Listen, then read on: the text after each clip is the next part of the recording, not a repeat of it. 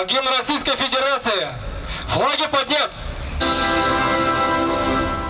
Россия. Первый и, пожалуй, главный эшелон обороны страны. Сегодня они отмечают 101-ю годовщину, но, как и всегда, даже в праздник на пост. На охрану государственной границы Российской Федерации. Боевой расчет. Так на службе солдаты получают боевое задание на предстоящие сутки. Ничего не меняется и на гражданке, только здесь накануне праздника он превращается в общественно-культурную акцию.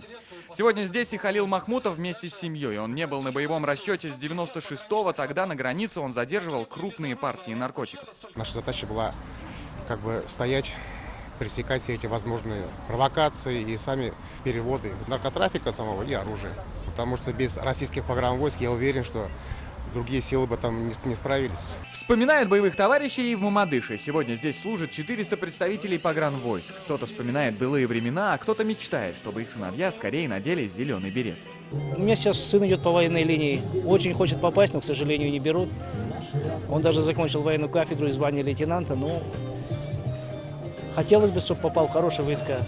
Зеленый головной убор – это уже символ. Вот и Радик Арсланов из Нижнекамска с малых лет воспитывает в сыне настоящего пограничника. Я каждый год его беру с собой.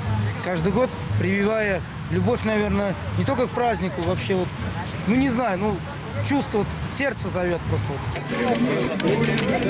А в Челнах День пограничника отмечают творческими конкурсами и спортивными состязаниями. Мы для других роев войск уже 4-й год подряд показываем, что нужно отмечать его вот именно так. По этим митингам мы едем в Парк Победы.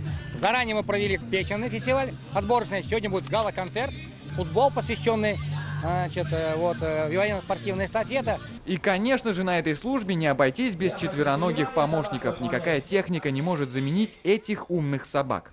И чтобы попасть на границу, для лучших друзей человека строгий отбор. Это и физические показатели, и родословные. И в погранвойсках тоже появились вот эти красавцы. Так называемые бельгийские овчарки, сокращенно малинуа. Собака была, есть и будет всегда. Ни одна аппаратура, ни один прибор не сможет ее никогда заменить. Мало того, что это универсальное поисковое средство для поиска, задержания, охраны своего же хозяина. Не только для поиска запрещенных веществ используют пограничных собак. Они также используются для задержания преступников. Вот сейчас я буду в роли преступника, который пересекает границу. Давайте посмотрим, как на это отреагирует пограничный пес.